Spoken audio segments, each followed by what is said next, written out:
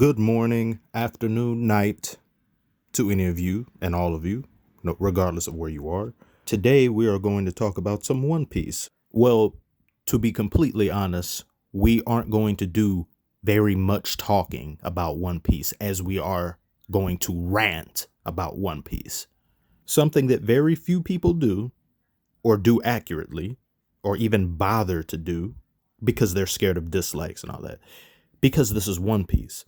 There are certain things in this world that are so universally loved in the 90th percentile or more that to criticize it, period, is akin to blasphemy, and you will be thrown to the curb and curb stomped.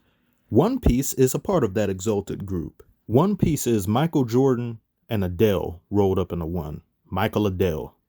But for all its greatness, there are glaring issues I have with it that I simply cannot ignore anymore. Before I go on, though, hear me loud and clear. I love One Piece. It is one of my favorite works, not just in anime, in fiction, period. This is coming from a place of love and frustration, so please try to remember that while you're disliking. And if you still insist on getting angry, try some Calm Kush. It'll do wonders for you. For my first and primary problem, this Kinemon situation is bonkers. No, it isn't, because Law never put him back together himself. Shut the fuck up. So, if we're going to use that logic, Law didn't put Kinemon's face back together himself either. As a matter of fact, he didn't put any of Kinemon back himself, to my knowledge. Please correct me if I'm wrong. So essentially, Kinemon is immortal. He cannot be stabbed or cut. He's buggy. Please hush. It's not the fact that he isn't dead. I knew he wasn't going to be dead because he still has to meet his wife and the nature and how it happened. I was like, okay, it's dumb. I didn't want to see him get bashed the way he did, because the more you punish a character, the more you're going to have to justify to me why they're still alive. All that had to be done here was not have him get thrashed the way he was. You got hit by an emperor, one of, if not the strongest character that we know of, probably other than Shanks. You got hit directly with Conqueror's Haki, a bat. You got Babe Ruthed in the head, and you're not dead. One Piece is allergic to death. They are vehemently opposed to it. So as far as I'm concerned, almost every character in here is immortal. What disturbs me so is the fact that many in the One Piece community prop up Oda so tremendously out of this multiverse for all of his storytelling and all that, rightfully so. But the instant anyone does this in any other anime, any other manga, they get thrown under the bus immediately. This is no different than Guy and Naruto. Guy should have died in Naruto. I hated the fact that he got brought back with some random bullshit that we don't even know how that works. It just, well, you have sage powers, you can bring people back who should be dead. I didn't like it there. I don't like it here. How many characters now should be dead? Hiragoro. I thought he was going to die. His death was pretty well set up. No, Kiku, arm cut off, and you were so foolish and falling for the same trick twice. I thought, okay, you're definitely out of here. No, Kanjuro, he's died like, what, 2 or 3 times now. Hopefully he's actually dead, but he came back to draw plot. He came back to draw plot because he needed to advance the story. And then he was like, ugh. Then we've got Orochi. What the hell is happening with that? What is that? When Kaido did what he did, I was so hyped. I was like, damn, this man Kaido don't play. He with the shits. He's like that. Nope. He came back again in the hallway and then got sliced up. He's useless. He's trash. And then he comes back again. Are you going to explain how you're doing this? Is there something about your fruit? I assume it is at this point, but we just haven't gotten an explanation. But I don't want to continually see you get swatted aside and you keep coming back. You should have been killed by Kaido. It was impactful. It stayed. It resonated with me. Much of the community was like, oh shit. Nope. In all honesty, this is very disrespectful to Kaido himself. While I am loving what I've been seeing from Kaido so far, because they're not disrespecting him when it comes to combat. They're disrespecting him in what he brings to the table, or what he should bring to the table, which is high stakes. Kaido should have 4 to 5 bodies at this point.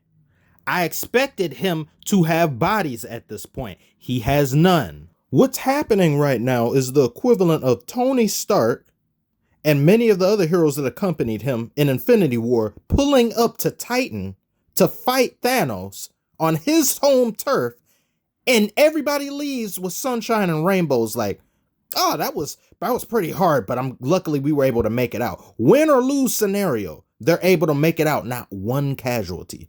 No. And then we get to the Law and Kid situation. And there's so many people that are on the hype to try, oh yes, Kid finally, he's getting his flowers. Oh, Law, he's getting his flowers. I knew Law was about that action. Law has been great. Kid is trash. Kid is a sweet and low version of Vegeta. Because Vegeta didn't do shit. People just like Vegeta because of hype. Kid, they like him because of hype and his character design. But he's a role player at best. I'm not going to let you have your way, Mugiwara. Shut the hell up. Kid hasn't been cool ever, I guess, since Sabaody. And that's pretty much it. He got folded so many damn times. He's Luffy without plot armor. But now I'm somehow I'm being fed bullshit to think that he has an awakening and Law has an awakening. They didn't get it in the battle. They got it off screen. When did you do this? Kid, I can give him an excuse because there was a vast swath of time that he was off screen. You can do whatever you want right there. Law, however, when did you get this?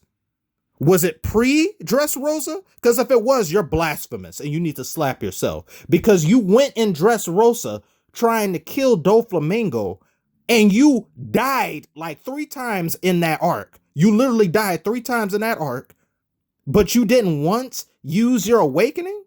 So what? He got it after, you say. Then why didn't he use it on the rooftop when they were clearly in a do or die situation, when both Big Mom and Kaido were attacking and Zoro had to get up there and basically throw his entire stamina and health bar in the garbage just for them? He didn't use it then. And why is Kid telling you to do this? Kid came up with this plan. Not saying the Kid isn't capable of some good strategy, but he's telling you, hey, have you awoken or anything? Hey, why don't you use that? And you're like, oh yeah, I can, but it takes too much energy. So, what? You didn't think it? So if Kid never said it, were you ever gonna do it? I guess maybe you weren't gonna do it. There's so many got you moments in here. There's too many. It ruins the flow and believability of a story. You even had Chopper do what he did, but he was able to do what he did because of something he did off screen with Caesar, because that's one of the many things that's implemented in One Piece that Oda does. There's so many things that transpire off screen. There's so much time, when in actuality it isn't, because when you look at the entirety of the New World to this point, I think they've been at sea for what, a month? Only a month. This is the most successful crew of all time. If you add up all the time they've been at sea, they've been at sea like 4 or 5 months. Pre-time skip and post-time skip. Forget the 2-year break that they had to train. Add up all the time they've been on sea. Literally 5 to 6 months or less. These people are goated. That is ridiculous amount of progress. Roger be damned. But you've got Chopper learning how to do this thing from Caesar of all people. And Caesar was on the boat and then he's just talking to Chopper. Oh, that Rumble Ball thing, how trash. You should do it like this. Out of nowhere, Robin learned all this stuff from the Revolutionary Army. Out of nowhere, did it off screen. He can do this at any time. And I can't really even complain because we just didn't see it. But I also don't like how it's overused It's okay. Just having one of these can kind of irritate me, but you have multiple in one arc. No matter what it's from, I'm going to treat each and every single work of fiction or art, I'm going to treat it exactly the same. I can't give special privilege to something just because I really like it. That would be disingenuous. There are things in here that piss me the hell off. There's plot-induced stupidity in here, but there's plot-induced stupidity in 98% of fiction, period. But some of it in here is just egregious and it just gets on my nerves. When Kanjuro first kidnapped Momo, flies off with him. Why didn't Luffy use Bound Man there? Why? Why not? This is a serious situation and he didn't do that, but had no problem using Bound Man on a grunt ship, on a bunch of level 1s and level 2s on there.